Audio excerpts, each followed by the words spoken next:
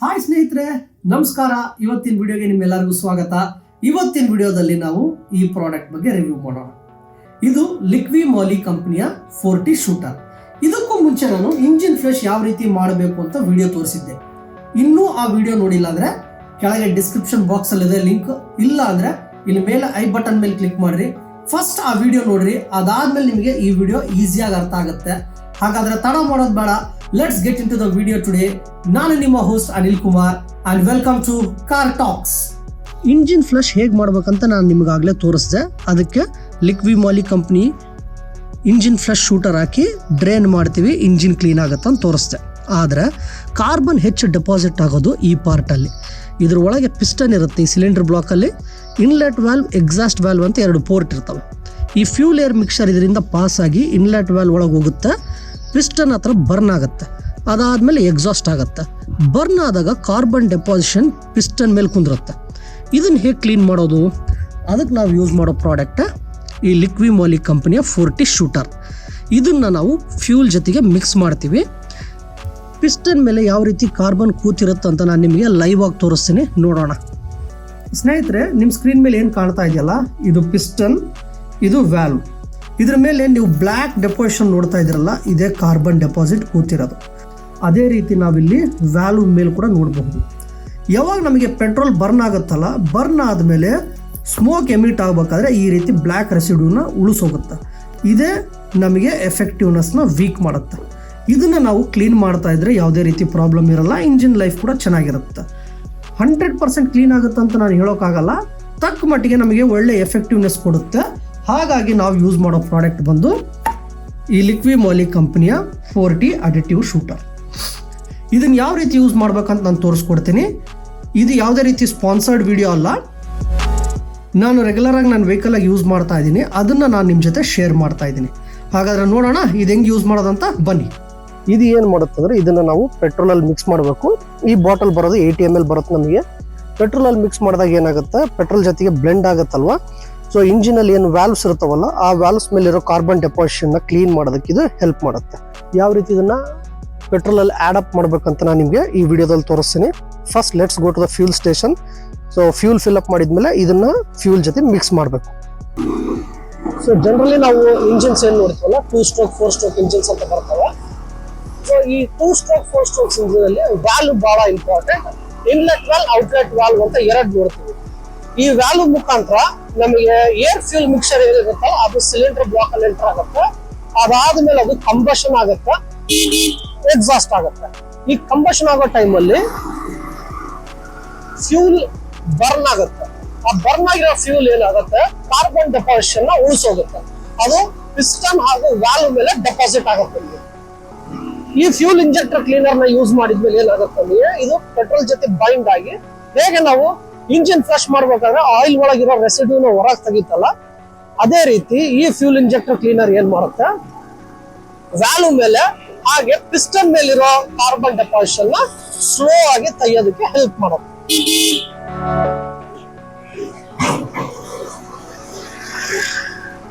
ಇದು ನಮಗೆ 80 ml bottle ಅಲ್ಲಿ ಬರೋದು.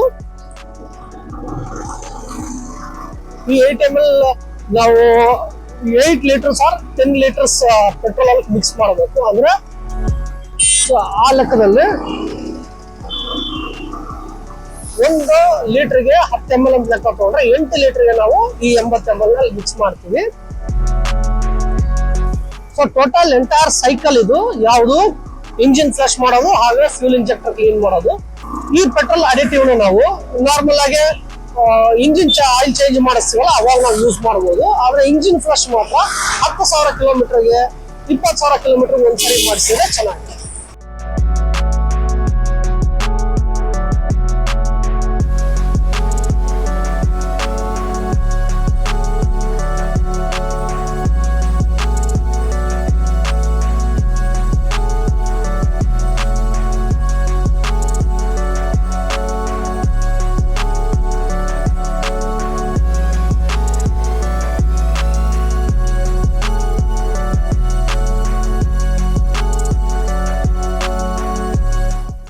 ಪೆಟ್ರೋಲ್ ಬಂಕ್ ಬಂದಿದ್ದೀವಿ, ಫ್ಯೂಲ್ ಫಿಲ್ ಅಪ್ ಮಾಡಿಸೋಣ. ಫ್ಯೂಲ್ ಫಿಲ್ ಅಪ್ ಆದ್ಮೇಲೆ ಅಡಿಟಿವ್ ಹೆಂಗೆ ಯೂಸ್ ಮಾಡಬೇಕಂತ ನಾನು ವಿಡಿಯೋಲಿ ತೋರಿಸ್ತೀನಿ. ಫ್ಯೂಲ್ ಫಿಲಪ್ ಮಾಡಿಸ್ಕೊಂಡು ಬಂದ್ವಲ್ಲ, ಈಗ ಈ ಲಿಕ್ವಿಡ್ ಮೋಲಿ ಅಡಿಟಿವ್ ಇದರಲ್ಲಿ ಮಿಕ್ಸ್ ಮಾಡೋಣ. ಸೊ ಇದು 40 ಶೂಟರ್ ಅಂತ ಹೇಳ್ತೀವಿ. ಇಲ್ಲಿ ಕಾಣ್ಬೇಕು ನಿಮಗೆ ಫ್ಯೂಲ್ ಸಿಸ್ಟಮ್ ಕ್ಲೀನರ್. ಸೊ ಇಲ್ಲಿ ವ್ಯಾಲ್ವ್ ಮೇಲೆ ಏನು ನಮಗೆ ಕ್ಯಾಪ್ ಓಪನ್ ಮಾಡಿದ್ರೆ ಈ ರೀತಿ ಸೀಲ್ಡ್ ಬಾಕ್ಸ್ ಅಲ್ಲಿ ಬರುತ್ತೆ ನಮಗಿದು. ಈ ಸೀಲ್ನ ಓಪನ್ ಮಾಡ್ಕೋಬೇಕು.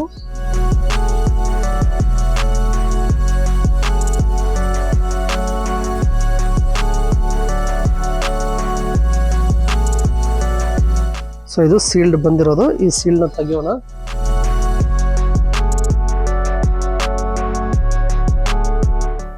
ಈಗ ಈ ಪೆಟ್ರೋಲ್ ಅಲ್ಲಿ ಇದನ್ನ ನಾವು ಮಿಕ್ಸ್ ಮಾಡೋಣ. ಸೊ ಆಸ್ ಯೂಶುವಲ್ ನಾವು ಪೆಟ್ರೋಲ್ ಹೇಗೆ ಹಾಕಿಸ್ತೀವಲ್ಲ ಅದೇ ರೀತಿ ಫ್ಯೂಲ್ ಟ್ಯಾಂಕ್ ಅಲ್ಲಿ ಇದನ್ನ ಮಿಕ್ಸ್ ಮಾಡಬೇಕು.